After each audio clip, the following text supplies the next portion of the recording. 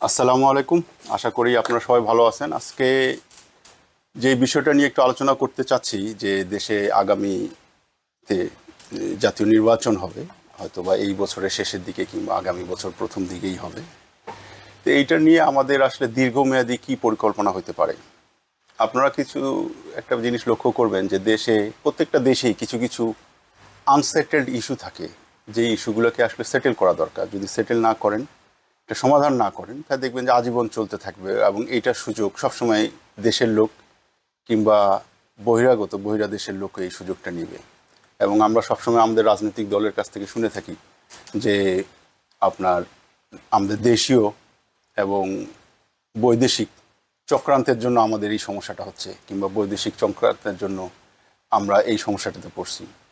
তো এইটা সমাধান হিসেবে যেটা করা যেতে পারে, যে যে দেশের যেই আনসেটেল ইস্যুগুলো আছে কিংবা যেই ব্যাপারগুলো আমাদের দেশীয়ভাবে সমাধান করা দরকার, এইটা যদি আমরা পদক্ষেপ নিই এবং সমাধান করার চেষ্টা করি, হয়তো তাহলে বৈদেশিক যে চাপ এবং বাইরের যে একটা ইনফ্লুয়েন্স থাকে দেশের রাজনীতির উপরে, দেশ পরিচালনা করার জন্য, এই ক্ষেত্রে হয়তো আমাদের অনেকটা সহজ হবে এবং বৈদেশিক চাপটা তখন এইরকমভাবে আমাদের দেশের রাজনীতি কিংবা উন্নয়নে বাধাগ্রস্ত করতে পারবে না।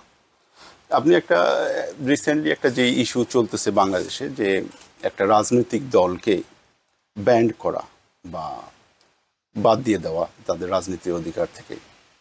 তা আপনারা সবাই জানেন যে একটা দেশের প্রত্যেকটা নাগরিকের অধিকার আছে দেশে থাকার, বসবাস করার, তাদের মতামত বা ভোট দেওয়ার, রাজনীতি করার, এবং রাজনীতির মাধ্যমে কিংবা এককভাবে যে কোনো নির্বাচনে অংশগ্রহণ করতে পারে। এবং অংশগ্রহণের মাধ্যমে যদি ওরা জয়ী হয়, কোনো ব্যক্তি যদি জয়ী হয়, তার অধিকার আছে পরিচালনা করার কিংবা দায়িত্ব পালন করার।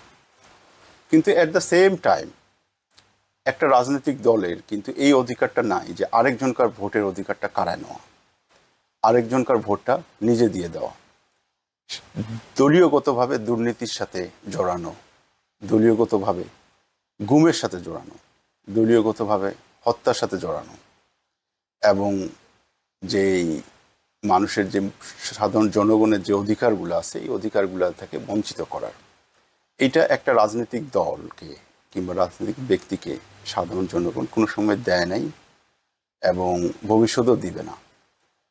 আমাদের দেশে রিসেন্টলি যে এই ঘটনাগুলো ঘটছে, তো এইটা আমি মনে করি যে একটা উল্লেখযোগ্য সময় সাধারণ জনগণের সিদ্ধান্ত দেওয়ার, যে আসলে ওরা একটা রাজনৈতিক দল, যেই দলগুলা এইসব অপকর্মের সাথে জড়িত ছিল, ওরা কি ভবিষ্যতে আবার রাজনীতির নামে রাজনীতি করতে পারবে কিনা। এইটার সমাধান এভাবে হইতে পারে যে একটা রেফারেন্ডাম হইতে পারে। রেফারেন্ডাম বলতে যেটা বোঝায়, যেটা গণভোট। সাধারণ লোকজন বলবে যে হ্যাঁ, আমরা এই বিষয়টাতে আমার মতামত এইটা। আমরা যদি বিষয়টা এরকমভাবে বলি যে অমুক দল আগামীতে দেশে রাজনীতি করতে পারবে কিনা কিংবা নির্বাচনে অংশগ্রহণ করতে পারবে কিনা, যে ভোটগুলো হবে, ভোটের যদি 50 ভাগের বেশি লোক বলে যে না, ওদের রাজনীতি করার অধিকার নাই এবং আমরা ওদেরকে রাজনীতি করতে দিতে চাই না, সেই ক্ষেত্রে জনগণের যে সিদ্ধান্ত, এইটাকেই মানে নিতে হবে। এটা কেউ দল চাক আর না চাক। কিছু কিছু বিষয় আছে যে একটা রাজনৈতিক দল কিংবা একটা সরকার এই সিদ্ধান্তটা নিতে পারে না। স্বাভাবিকভাবে একটা রাজনৈতিক দল চাবে যে আরেকটা রাজনৈতিক দল যেন রাজনীতি না করে, কারণ ওদের তো সুবিধা হবে।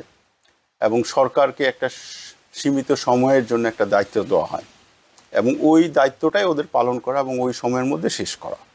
তো কিছু কিছু বিষয় আছে যেগুলো হচ্ছে যে আপনার এইটার বিয়ন্ড দেয়ার ক্যাপাসিটি, যেটা বলে আর কি, যে আপনার একটা রাজনৈতিক দলের কিংবা সরকারের এই অধিকারটা নাই যে আরেকটা রাজনৈতিক দলকে ব্যান্ড করে দেওয়া।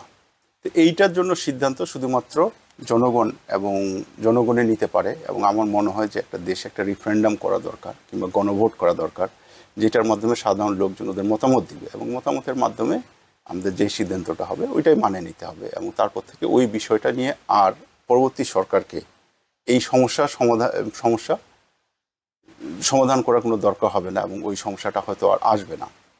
শুধু এই যে রাজনৈতিক একটা দলের উপর না, আরও যে কিছু কিছু আনসেটেল ইস্যু আছে, এই ইস্যুগুলোকে আমরা সেটেল করতে পারি একটা গণভোটের মাধ্যমে।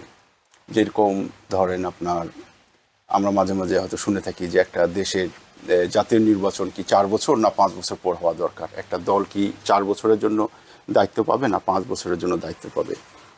এই সিদ্ধান্তটাও আসলে জনগণ দিতে পারে, কারণ 5 বছর অনেক সময় মনে করতে পারে যে এটা টু লং, আবার 4 বছর হয়তো স্বল্প মেয়াদী কিংবা টু শর্ট হতে পারে। তো এই সিদ্ধান্তটাও আমাদের জনগণ দিতে পারে, দিয়ে বলতে পারে যে হ্যাঁ আমরা আসলে 4 বছর চাই কিংবা 5 বছর চাই।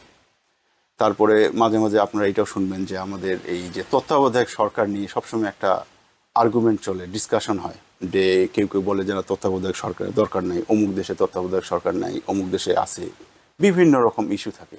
এবং এই ইস্যুগুলো সবসময় আমাদের যে রাজনৈতিক যে প্রক্রিয়া, যে প্রসেসটাকে এটাকে বাধাগ্রস্ত করে।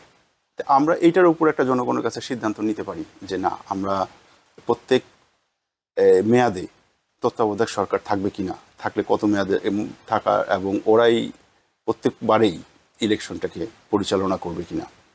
এই জিনিসটা, এই যে বিষয়গুলা যেগুলা হচ্ছে একটা রাজনৈতিক দলের ক্ষমতা নেই সিদ্ধান্ত নেওয়া, কিংবা একটা সরকারের উচিত হবে না সিদ্ধান্ত নেওয়া, এই সিদ্ধান্তগুলো আমরা জনগণের উপর ছাড়িয়ে দিয়ে বলতে পারি যে ঠিক আছে আপনারা একটা গণভোটের মাধ্যমে আপনাদের সিদ্ধান্ত দেন, এবং এই সিদ্ধান্তের পরে আমরা এই বিষয় নিয়ে আর আলোচনা করতে চাই না।